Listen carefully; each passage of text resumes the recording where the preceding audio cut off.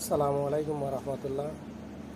জুলাই বিপ্লবী ছাত্র আন্দোলনের ছাত্রনায়ক হাসনাত আবদুল্লাহ উনি কি বলেছেন, ওনার মতো সাহসী একজন মানুষ শতে একজন মিলে সম্পূর্ণ ভিডিওগুলো দেখে যাবেন আর শেয়ার করে সবাইকে দেখার সুযোগ করে দিবেন। এদেশে কামারের ছেলে প্রধানমন্ত্রী হবে, কুমারের ছেলে প্রধানমন্ত্রী হবে।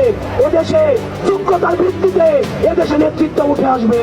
আমাদেরকে মাথায় রাখতে হবে, বিদেশের সাথে আমাদের বন্ধুত্বপূর্ণ সম্পর্ক থাকবে, কিন্তু কোনো প্রেসক্রিপশনের সম্পর্ক থাকবে না। আমরা দীর্ঘ 1.5 দশকের আওয়ামী জাহিলিয়াতের শাসনের পরে আজকে আমরা মুক্ত বাংলাদেশে সেই সংসদ ভবনকে আমরা প্রতিবাদ মুক্ত করেছি।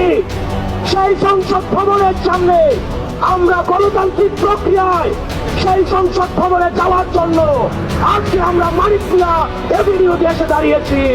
এই গণভবনে কে যাবে সেটি নির্ধারিত হবে বাংলাদেশ থেকে, ভারত থেকে সেটি নির্ধারিত হবে না। আমরা স্পষ্ট করে বলতে চাই, এই সংসদে কে যাবে সেটি নির্ধারণ করবে বাংলাদেশের প্রতিটা জনতা। আপনাকে স্যালিউট করি, গোটা জাতি আজ আপনাকে স্যালিউট করে।